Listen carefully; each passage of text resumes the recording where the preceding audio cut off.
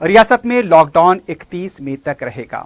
वजीर आला केसीआर ने काबीना के साथ पीर को हुए तवील इजलास के बाद मीडिया से बात करते हुए लॉकडाउन के बारे में तफसीलात से वाकिफ करवाया। वजीर आला का यह कहना था कि जिस तरह से लॉकडाउन जारी है और 1452 खानदान वाले कंटेनमेंट इलाके हैदराबाद को छोड़कर रियासत के तमाम इलाकों में तमाम दुकानों को खोलने की इजाजत दी गई है। हैदराबाद में जीएचएमसी कमिश्नरेट में कंटेनमेंट इलाकों को छोड़कर दीगर इलाकों में मुतबादिल तौर पर दुकानों को खोलने की इजाजत होगी। वजीर आला केसीआर ने कहा कि हैदराबाद को छोड़कर रियासत भर में मंगल की सुबह 6 बजे से बस खिदमत शुरू हो जाएगी। दीगर रियासतों की ताहम बसें नहीं चलाई जाएंगी। ऑटोस, टैक्सी और कार को भी चलाने की इजाजत दी गई है। ऑटो में ड्राइवर के साथ 2 अफराद को इजाजत रहेगी। टैक्सी में ड्राइवर के साथ 3 अफराद और कार ड्राइवर के साथ 2 अफराद के साथ चलाने की इजाजत दी जाएगी। अगर कोई खिलाफ वर्जी करेंगे तो पुलिस चालान करेगी।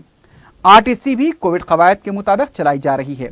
तमाम सरकारी और खानगी दफातर काम करेंगे, लेकिन कोविड कवायद पर अमल करना लाजमी होगा। वजीर आला ने रात का कर्फ्यू बरकरार रखने का भी ऐलान किया। वजीर आला ने कहा कि किसी भी तरह मजहबी रसूमात और इज्तिमाई प्रोग्राम, रैली और किसी भी एहतजाजी प्रोग्राम की कोई इजाजत नहीं रहेगी।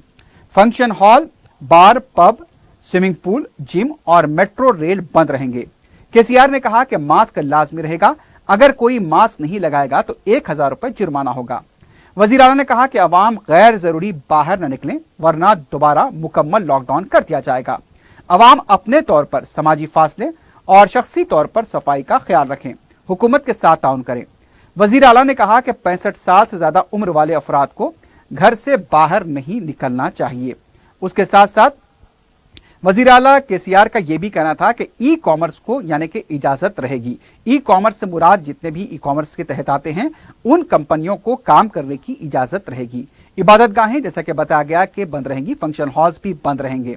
उसके साथ साथ ये बताया गया है कि जिस तरह से सरकारी दफातर है वहां पर काम होगा।